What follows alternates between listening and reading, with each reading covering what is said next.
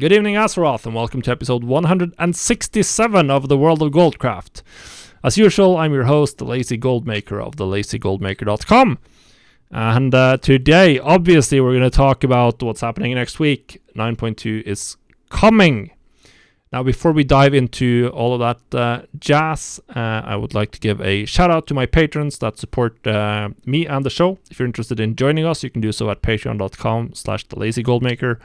Benefits include my full TSM setup and 7 days of early access to all of the guides I post at thelazygoldmaker.com, which includes TSM settings as well, so you can get early access to, well, settings for the new legendaries, for instance. Now, let's dive into it. It's less than a week to go. 9.2 is coming, and the patch is mostly finalized, which means that we can actually dive a little bit more into what the optimal approach is. What is 9.2 looking like right now? So obviously I've talked about this in past episodes as well. But this is, now we have a release candidate, so now we know a bunch of things that I haven't been able to give a definite answer about earlier, so we're going to talk about those aspects. Now, overall, what remains the same in 9.2? A lot of things remain the same. The balance between gold making methods is the same in 9.2 as it has been all of Shadowlands. Legendaries at the top, then crafted smart gear, and maybe alchemy if you really like cancel scanning alchemy consumables, obviously with a new raid that's coming back. Farming new materials, so there's some changes there, but farming is still farming. If you like it, then go ahead and farm. Yeah, it's going to be very similar in terms of what types of gold making methods you'll want to pursue in 9.2. In many ways, it's going to play out very similarly to 9.1, which means you work on unlocking the new recipes, and then you go to town crafting those and selling those, and you're going to prefer legendaries whenever you can. Craft a smart gear if you don't have the capital to go into legendaries. That's the main way to approach this patch. The changes that are coming down the pipeline, we're getting new materials in the new zone, which is the largest difference between 9.1 and 9.2. We're getting one new material for every trade skill type, every mob type, so you're getting new meat, new cloth, new leather, all of that jazz. But we're not really getting that many new recipes. So this has less of an effect than in the past, potentially. Because the only new relevant recipes in terms of late game power progression, which is where all of the gold is going, or most of the gold is going at the beginning of a patch, that's going to be the new legendaries and the new crafters marks. So that's where all of the new materials are going. So any new materials that feed into those items, they are going to be very valuable. And for your farmers out there, those are going to be the ones you definitely want to focus on.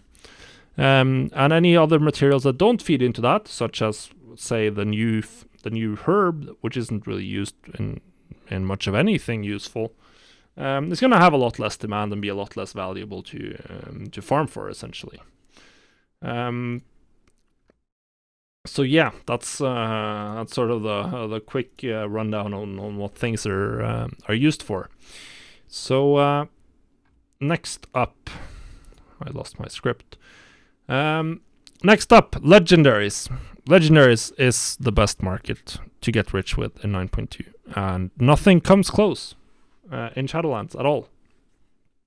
It is by far the best gold making method for getting really rich in the game right now, and this does not change in 9.2. We are getting a new rank of recipe, rank 7, which is functionally completely identical to how rank 6 legendaries worked in 9.1.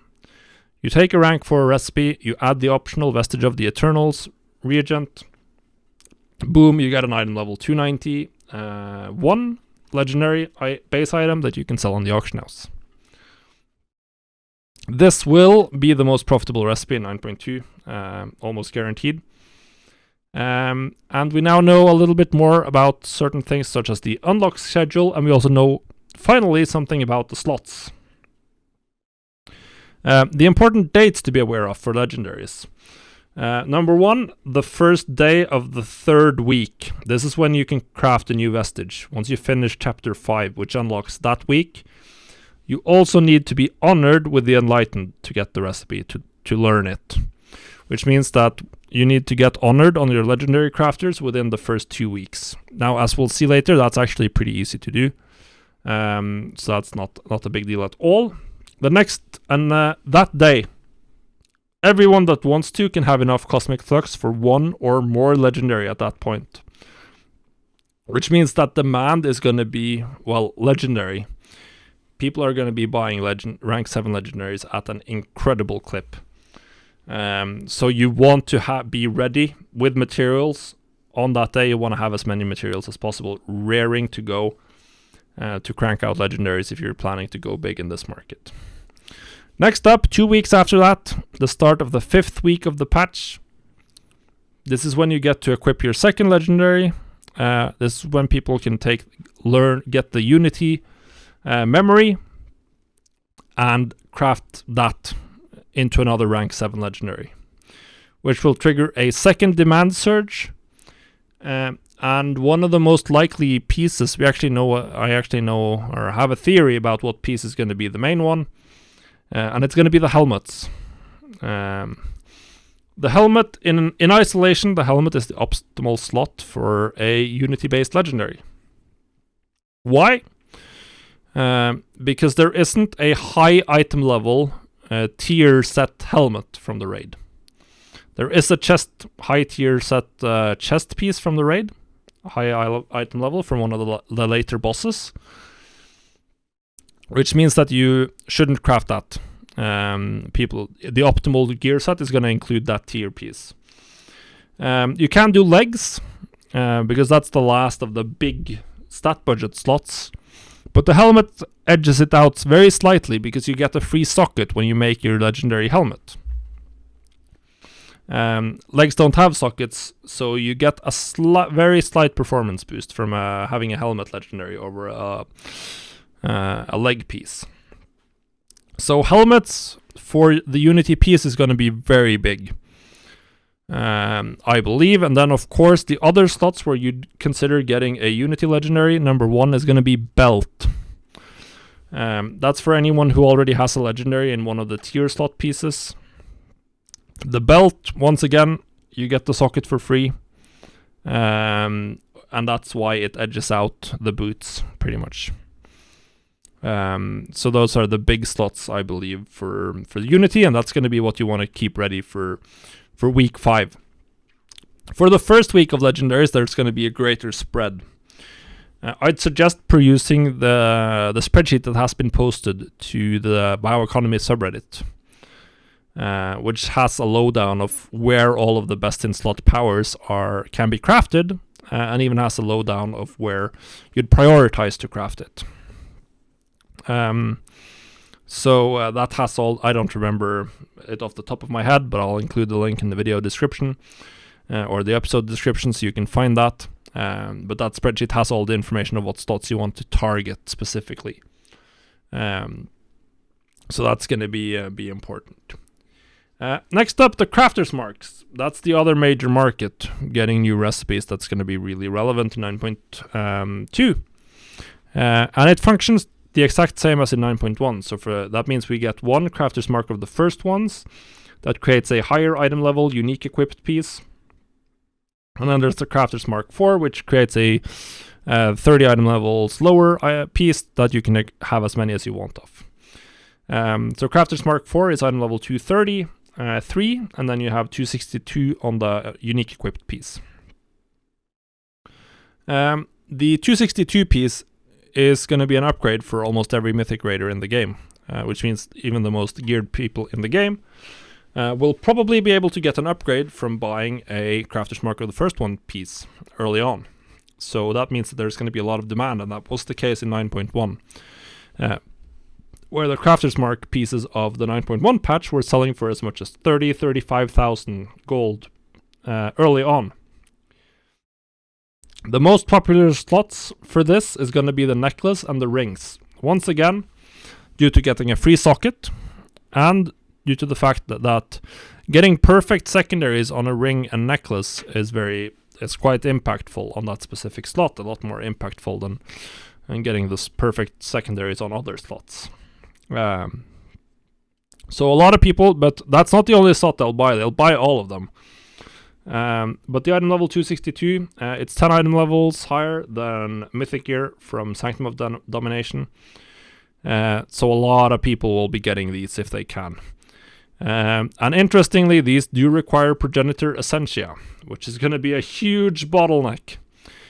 Which means you need to stock up, start buying Progenitor Essentia before the recipe unlocks. The Crafter's Mark recipes both unlock at Honored Reputation with the Enlightened. And before these recipes unlock, before you reach Honored, no one can use Progenitor Essentia for anything useful. So this early period, if you're planning to do either Legendaries or Crafter's Marks of the first ones, you need to take advantage. You need to buy Progenitor Essentia before demand really kicks in. And what period is that? Well, actually, that's just the first week. Because to get to Honored, based on the current Reputation farm, the Reputation farm is not hard at all. You need to get Honored. That's 9,000 rep. And you can get that in the first week. Or not in the first week, you need the extra Reputation you get after the reset from doing the World Boss again and then the bi-weekly quest again. But you can get 9,000 rep, you can get Honored on the first day after the first reset. As soon as the servers reset and you run through the campaign and do the one-off or the weekly things, you can be Honored. And you don't even need to max out rep every day to get Honored in 7 days. You need to put in some work. I don't have the full numbers for me, but I am writing a blog post on that as well. But the highlight is that you can get Honored in 7 days.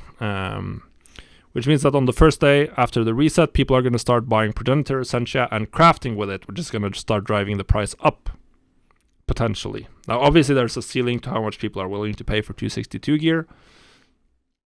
But that ceiling is at least above 30,000, because that was the case in 9.1.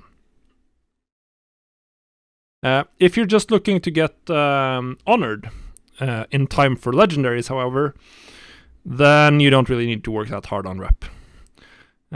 Even just doing the dailies or just doing the world quests, and you don't even have to do that every day. I think it's about 10 days of doing all the world quests and doing all of the weekly and bi-weekly activities, and that's going to be enough rep to get you to Honored.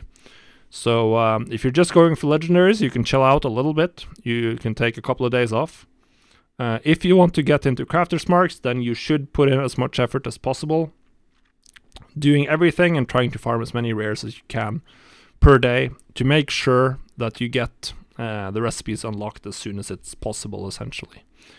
First to market here is going to make a lot of gold, so definitely just get on the grind and start buying Progenitor Essentia from like day 2-3 of the patch, so you have a stockpile.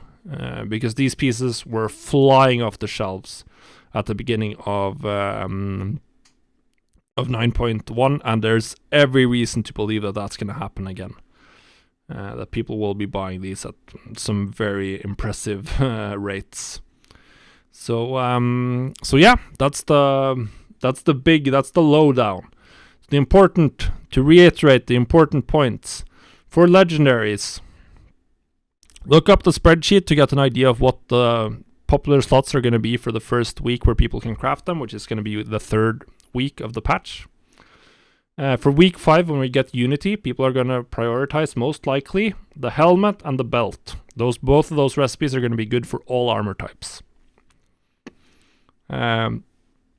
If you're planning to do Crafter's Marks, then you want to farm as much rep as possible, and you want to buy up Progenitor Essentia during the first week before demands kicks off. And that's about it. That's the important parts. Yeah, Legendaries are looking incredible to me. Absolutely incredible.